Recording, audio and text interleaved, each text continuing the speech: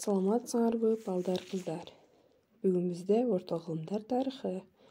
Балдар, жаңы темага киришерден мурун үй тапшырмасын кайталап алалы. Силер менен балдар, өткөн темада Кытай орто кылымдарда деген теманы өткөнбүз. Эми Кытайда орто кылым доору башталган бул 2-3 кылымдарда. Кытайда феодалдык түзүлүш орногон 3-4 кылымдарда Османдын уулу деп аташкан. Императорду мамлекеттик бийлик башчысын. Тан династиясынын мезгили 618-907 жылдарга таандык. 1368 жыл болгон Кызыл Тасмачандар көтөрүлүшү. Кытайда 3 дин өкүм сүргөн. Бул Конфуций, даосизм, буддизм. Өткөндү унутпа, ал келечектин окутуучусу деген макал кайсыл илимге багытталган? Тарых илимине багытталган. Дүйнөдө биринчи жолу жазылган китеп бул фармакология деп аталат экен. Эми биздин бүгүнкү өтүлө турчу темабыз Япония орто кылымдарда. Балдар, силер бүгүнкү сабактан орто кылымдарда Япониянын жаратылышы, калкы, башкаруу системасы жана илимий искусствосу тууралуу маалымат аласыңар. Дүйнө таанымыңар кеңейе өстүрөсүңөр. Дүйнө элдеринин тарыхын билүүгө жана сыйлоого тарбияланасыңар. Япония Азиянын чыгыш жээктеринен курчап турган аралдардан орун алган. Ошондуктан бул мамлекетти Күнчыгыштын өлкөсү деп аташат. Аймагынын көп бөлүгүн тоолор ээлейт. Эң бийик тоосу Фудзяма жанар тоосу эсептелинет. Жер түтүрөөлөр көп болот. Японияда дарыялар кыска, суусу мол, жери кызыл топурактуу, бук, эмен, мырза, карагай жана көк карагай өсөт. Япониянын калкы бир улуттуу өлкө болуп эсептелинет. Анда жашаган калктын 99%-дан ашыгы япондор. Калкынын саны боюнча дүйнөдө 6-орунда турат.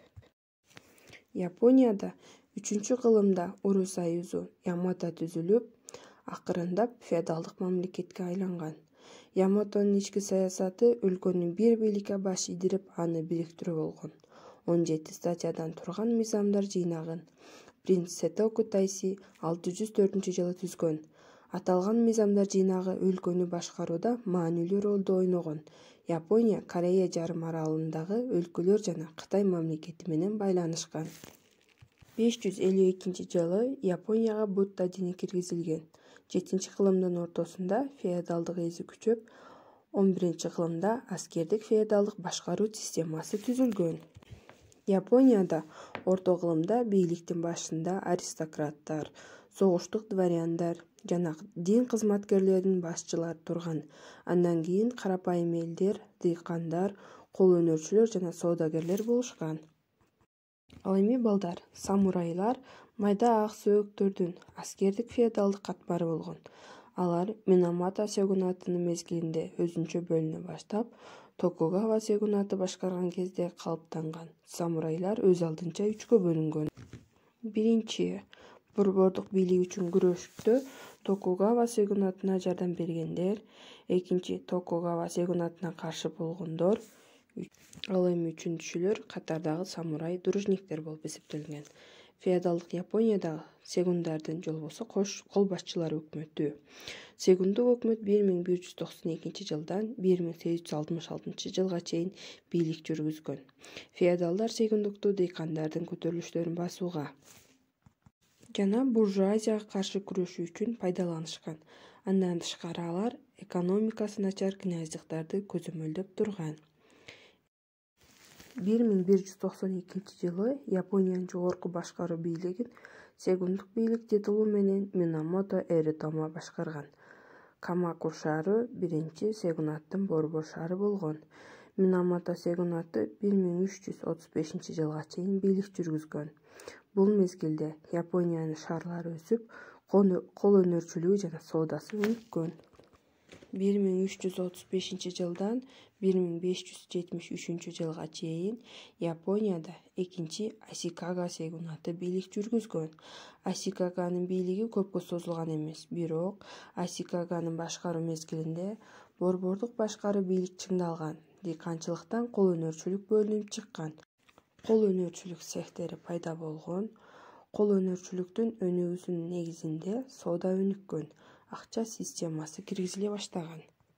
1603 жылдан 1807 жылга чейин Японияда акыркы 3 Токугава сегунаты бийлик жүргүзгөн. 19-кылымдын 30-жылдарында 3 сегунат кризиске учураган. 1866 жылы күзүндө сегунатка каршы жүргүзүлгөн күрөштүн негизинде сегунат кулап, 16 жаштагы император Мусихито бийликке келген. Япон илиминде жазуу жүзүндөгү япондук биринчи тарыхый хроникалар 8-9 кылымга таандык. Орто кылымдарда Японияда Хаясинин 310 томду Хонте Суган деген тарыхый эмгеги жазылган. Философия, тарых, математика, география, табияттануу жана техника илимдери өнүккөн. Японияда китеп басып чыгарып, медицина боюнча изилдөө иштери жүргүзүлгөн. Кадзиваранын медицина боюнча жазуулары пайда болгон. Ал эми 3-6 кылымдарда эле падыша коргондорун куруп, алардын үстүнө чопол статуэткаларды коюшкан.